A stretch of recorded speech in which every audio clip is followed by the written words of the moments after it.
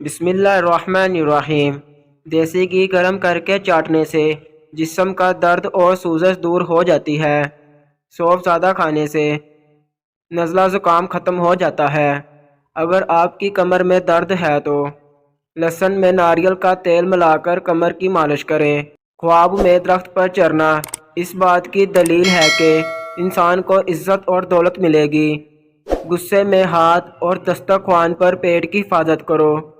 الائچی والی چائے پینے سے دانت کا درد ٹھیک ہو جاتا ہے۔ نیم کا رس پینے سے پھوڑے نہیں نکلتے۔ نمک زیادہ کھانے سے دل کمزور ہو جاتا ہے۔ گنے کا رس پینے سے ہچکی بند ہو جاتی ہے۔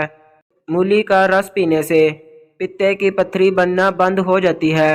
بچوں کا سوکھا پن اور جسمانی کمزوری دور کرنے کے لیے بچوں کو دودھ اور سنترے کا رس دیں۔ اس سے ان کے جسم کی کمزوری ختم ہو جائے گی۔ میٹھا زیادہ کھانے سے پیٹ کی چربی جلدی بڑھتی ہے۔ بچوں میں پیٹ کے کیڑے ختم کرنے کے لیے کلونجی پانی میں ابال کر استعمال کریں۔ کچا دودھ پینے سے رنگ کبھی کالا نہیں ہوتا۔ سیب کے رس میں شہد ملا کر پینے سے ہر قسم کی کھانسی فوراً بند ہو جاتی ہے۔ اسٹرابیری کا رس پینے سے کینسر جیسی خطرناک بیماری سے نجات ملتی ہے۔ بیٹھ کر کھانا کھانے سے جسم میں طاقت آتی ہے۔ ایسے افراد جن میں خون کی کمی ہو بینگن کا سالن زیادہ کھایا کریں۔ جو خواتین چہرے پر نکھار لانا چاہتی ہیں تو دودھ میں ایک سیب ڈال کر صبح نہار منہ استعمال کریں۔